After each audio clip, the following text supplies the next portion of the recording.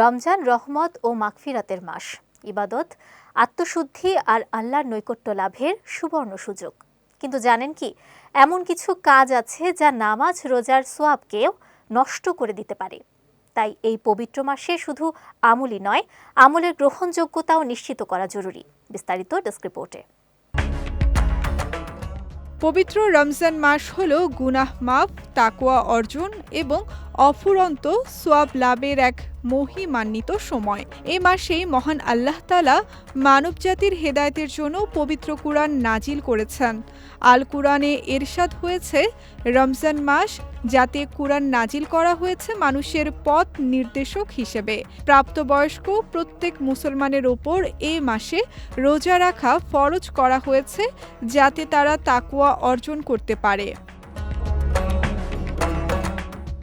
রোজার পাশাপাশি নামাজ ইসলামের অন্যতম প্রধান স্তম্ভ। আল কুরআনে বারবার সালাত কায়েমের নির্দেশ দেওয়া হয়েছে এবং নির্দিষ্ট সময় তা আদায়ের উপর গুরুত্ব আরোপ করা হয়েছে।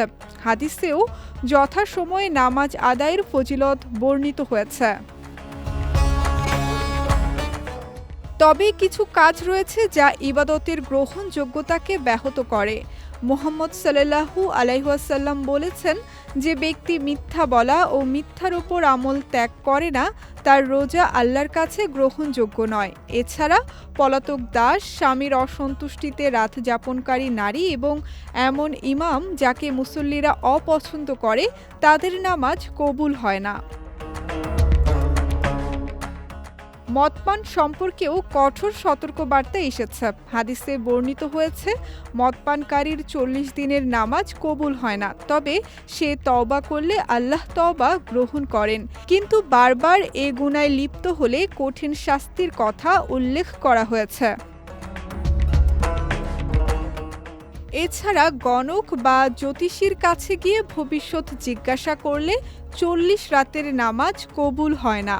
অতএব রমজান আমাদের আত্মশুদ্ধি, সত্যবাদিতা ও পরিপূর্ণ আনুগত্যের মাধ্যমে আল্লাহর সন্তুষ্টি অর্জনের এক অনন্য সুযোগ। সঙ্গীতা শাহ, বিজয় টিভি, নিউজ ডেস্ক।